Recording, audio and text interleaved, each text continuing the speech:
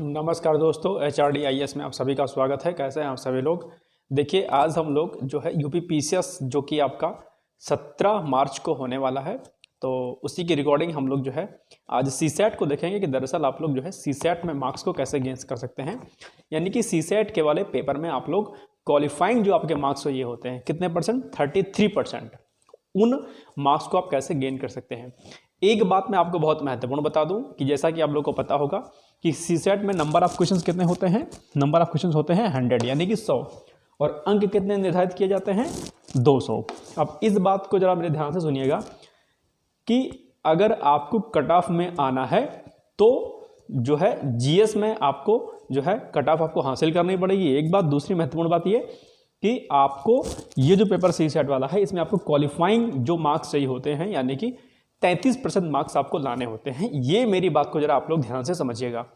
ऐसा मैं इसलिए कह रहा हूँ क्योंकि अभी विगत 2-3 वर्षों से क्या हो रहा है कि जो बच्चे हैं वो GS की कट ऑफ में तो आ जा रहे हैं लेकिन CSAT को फेल कर जा रहे हैं, यानी कि CSAT को वो पास ही नहीं कर पा रहे हैं।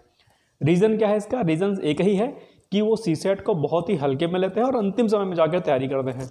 ठीक है, जब 7-8 दिन बचता है तो ऐसे में क्या होता है कि भले ही वो GS वाले में उनके मार्क्स अच्छे होते हैं लेकिन उन्होंने CSAT पे मेहनत नहीं की होती है तो वो CSAT में फेल कर जाते हैं।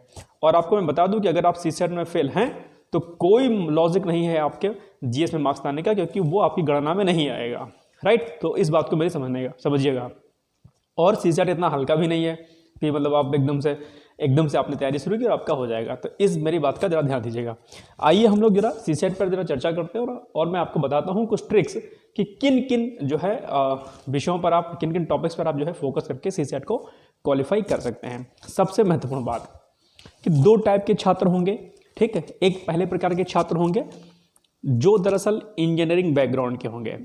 ठीक, मेरी बात को जरा ध्यान से सुनिएगा। एक छात्र कैसे होंगे? इंजीनियरिंग बैकग्राउंड के होंगे, और दूसरे होंगे जो मानविकी विषय के होंगे यानी कि आर्ट वाले होंगे। इसी में आप साइंस वाले भी कर लीजिए। ठीक, तो दरअसल जिनका इंजीनियरिंग बैकग्राउंड होता है उनकी मैथ्स बहुत अच्छी होती है। ठीक है, तो मैथ्स में बेहतर कर सकते हैं। राइट, आर्ट वाले बच्चों में क्या होता है, दरअसल इनकी मैथ्स मानविकी विषय से होते हैं तो मैथ्स इनकी नहीं अच्छी होती है। ज़रूरी नहीं कि नहीं अच्छी होती है, केस ज़्यादा रहता है कि नहीं अच्छी होती है। ठीक है, लेकिन आप ये बिल्कुल नहीं कह सकते हैं कि आर्ट वालों की मैथ अच्छी होती ही नहीं है, ऐसा नहीं होता है। नंबर ऑफ जो है स्टूडेंट्स इसमें थोड़ा सा वीक होते हैं, ऐसा मैं कह सकता हूँ, लेकिन सब वीक होते हैं ऐसा भी नहीं है। ठीक, तो दोनों में कंपैरिजन करेंगे तो आप पाएंगे कि इंजीनियरिंग बैकग्राउंड के बच्चों का मैथ ठीक होता है, इनका भी ठीक होता है लेकिन थोड़ा कम होता है। तो 2 चीज़ें इसमें मैं आपको बताऊंगा कि किस में इनको फ़ायदा मिल सकता है, किस में नहीं फ़ायदा मिल सकता है। ठीक, तो एक की मैथ्स अच्छी है और एक की मैथ्स नहीं अच्छी है। एक का हिंदी मान लीजिए अच्छी होती है, क्योंकि मानविकी वाले विषयों की हिंदी जो है दरअसल बहुत अच्छी होती है। तो इनकी हिंदी अच्छी है, इनकी मैथ्स अच्छी है।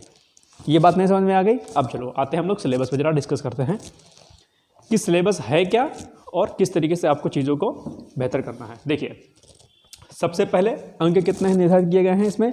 200 अंक हैं। प्रश्नों की संख्या कितनी है? 100 है। कॉम्प्रिहेंशन, नंबर 1 टॉपिक कॉम्प्रिहेंशन है आपका। दूसरा संप्रेषण, जिसे हम कम्युनिकेशन बोलते हैं। फिर तार्किक एवं विश्लेषणात्मक जो है योग्यता है। फिर निर्णयन क्षमता एवं समस्या समाधान है। प्रारंभिक गणित है, 10th लेवल की गणित होती है, ध्यान रखिएगा। फिर उसके बाद सामान्य हिंदी है आपका, और सामान्य हिंदी के बाद जो है आपका सामान्य अंग्रेजी है, ये भी जो है 10th लेवल का होता है, ध्यान रखिएगा। ठीक, अब देखो मेरी बात बच्चों, अब हम देखेंगे दरअसल कि किस किस टॉपिक में जो है आपके प्रश्न जो है कैसे कैसे आते हैं। सबसे पहले कॉम्प्रिहेंशन का जो आपका सेक्शन है, कॉम्प्रिहेंशन में जो है लगभग कॉम्प्रिहेंशन प्लस संप्रेषण, इन दोनों सेक्शन को मिला करके आपके 20 से लेकर के 22 प्रश्न जो है यहाँ से बनते हैं। प्लस तार्किक एवं विश्लेषणात्मक योग्यता और निर्णय क्षमता, इस तीन टॉपिक से लेकर के आपके लगभग जो है तकरीबन जो है आपके बनते हैं प्रश्न इसमें जो है 18 से लेकर के 20 प्रश्न। प्रारंभिक गणित, इसमें भी लगभग 20 से 22 प्रश्न बनते हैं। और सामान्य हिंदी में कम से कम 23 से लेकर के 24 प्रश्न आते हैं, और इसमें जो है लगभग 15 से लेकर के 16 प्रश्न इसमें आपके आते हैं। अब देखो, जिन बच्चों का मैथ वीक है, यानी कि उनको लगता है कि यार ये सेक्शन मेरा वीक है, तो वो लोग क्या करेंगे? सबसे ज़्यादा पहले फोकस किस पे करेंगे? टॉपिक नंबर 1 पर, यानी कि इस पर मैं मानविकी विषय की बात कर रहा हूँ। तो टॉपिक नंबर 6 से यानी कि सामान्य हिंदी से अगर वो एवरेज 20 क्वेश्चन भी सही कर ले जाते हैं तो 20 क्वेश्चन हो गया। कॉम्प्रिहेंशन और संप्रेषण दोनों ठीक ठाक टॉपिक होता है। अगर आप यानी कि अगर आप जो है ठीक ठाक प्रश्नों को हल कर लेंगे तो कम से कम आप 15 मान के चलिए, यहाँ पर 15 प्रश्न ये हो गया। और रीजनिंग बचता है आपका, फिर मैथ बचती है, फिर बचता है आपका सामान्य अंग्रेजी।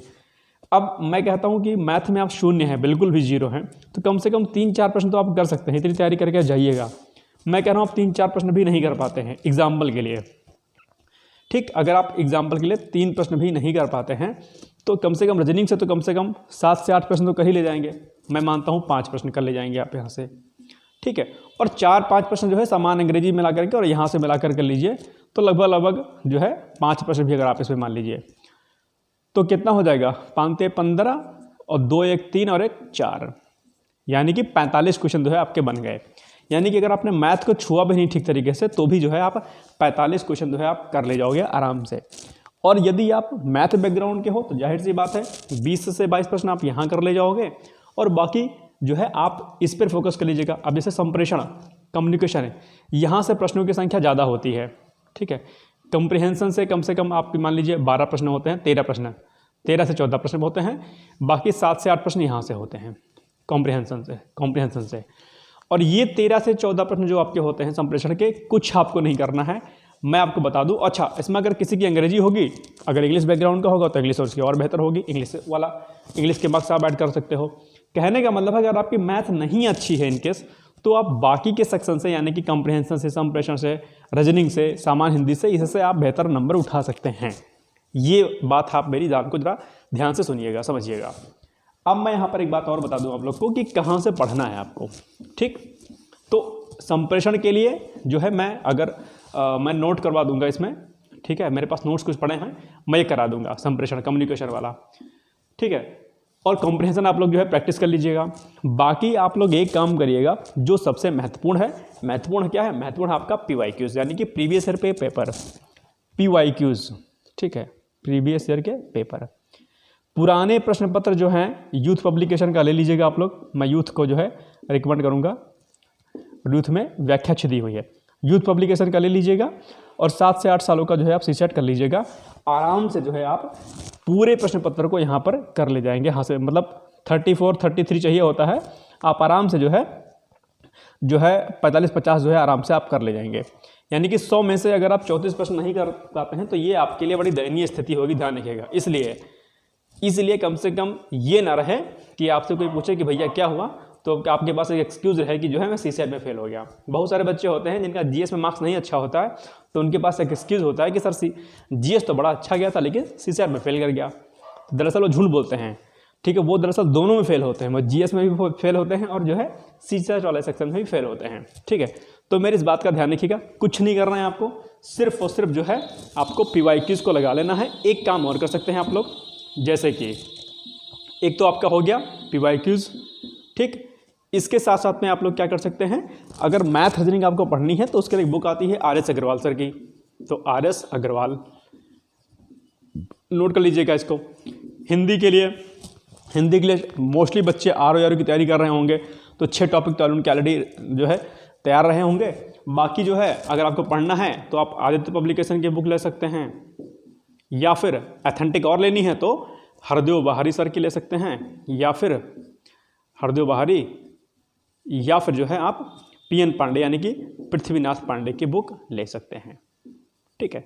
बस बहुत है इतना। बाकी इंग्लिश की बेसिक बुक जो भी आप पढ़ते होंगे, आपके पास जो भी 10th 12th लेवल की जो इंग्लिश की ग्रामर होगी, आप वहाँ से एंटोनिम्स, सिनोनिम्स, ये सब आप जो है एक्टिव पैसिव ये सब अपना देख सकते हैं। कहने का मतलब है कि अगर आप PYQs देखते हैं, थोड़ा सा हिंदी पर फोकस कर लेते हैं, संप्रेषण वाले सेक्शन को कर लेते हैं, आराम से आपका CSET हो जाएगा। कोई दिक्कत वाली बात जो है नहीं है। कोई अगर वीडियो पुराना पड़ा होगा तो आप लोग कर लीजिएगा, अगर हो सकता है तो मैं ये जो है सेक्शन ये वाला है आपका संप्रेषण वाला और प्लस ये हिंदी वाला मैं करा दूंगा, ठीक है, यदि टाइम मिलता है मुझे तो। इसमें अभी आपसे वादा नहीं कर रहा हूँ, पता चले आप जो है मैं वादा कर दूँ और फिर आप बाद में जो है मुझे फिर टोके, ठीक है। बाकी मुझे कुछ हेल्प चाहिए होगी आप लोग को तो प्लीज़ आप लोग जो है मुझे बता दीजिएगा। दूसरी महत्वपूर्ण बात मैं आपको बताऊं कि GS की स्ट्रैटेजी भी मैंने बनाई हुई है, वीडियो जो है ऑलरेडी पड़ा हुआ है, लिंक मैं डिस्क्रिप्शन बॉक्स में डाल दूंगा, आप लोग जाकर के प्लीज़ उसको देख लीजिएगा। बहुत ही अच्छा वीडियो है, मैंने पूरी रणनीति बनाई है कि लास्ट जो अभी 25-26 डेज जो आपके बचे हैं उनमें किस तरीके से आपको फोकस करना है, ठीक। तो ये हो गया CSET का। बाकी आप लोग जो है इस समय ज़्यादा कुछ मत पढ़िएगा, ठीक है। इस समय घटना चक्र PYQs करिएगा, कम से कम 20 साल के पुराने प्रश्न पत्र कर लीजिएगा GS वाले सेक्शन के लिए, 20 ईयर्स का, मैं फिर कह दे रहा हूँ 20 ईयर जो है PYQs कर लीजिएगा GS के लिए, ठीक है। बाकी जो है आप इसके लिए 7 से 8 साल का ये कर लीजिएगा, CSAT कर लीजिएगा, ठीक है। UPSC के CSAT भी कर सकते हैं आप, मैथ रीजनिंग का पोर्सन UPSC प्लस PSC, ठीक है। तो ये बाकी ज़्यादा कुछ करना नहीं है। आई थिंक आपको वीडियो पसंद आया होगा। प्लीज़ वीडियो को लाइक कर दीजिएगा, शेयर कर दीजिएगा, और अगर चैनल पर नए होंगे तो प्लीज़ चैनल को सब्सक्राइब जरूर कर दीजिएगा, बेल आइकन को प्रेस कर दीजिएगा ताकि कोई भी अपडेट हो वो सबसे पहले आप लोगों को तक मिलती रहे। बाकी आप लोग खाते रहिए, पीते रहिए, मस्त रहिए। बहुत सारी शुभकामनाएं हैं। कोई दिक्कत कहीं से समस्या होती है आप निश्चिंत होकर के मुझे मैसेज करें, आपके सारे प्रश्नों का समाधान दिया जाएगा। अगर और भी कोई दिक्कत है पर्सनल लाइफ को लेकर के, आप उससे भी डिस्कस कर सकते हैं। बाकी मिलते हैं कल, तब तक के लिए जय हिंद, जय Bharat. Thank you so much, bye bye, take care.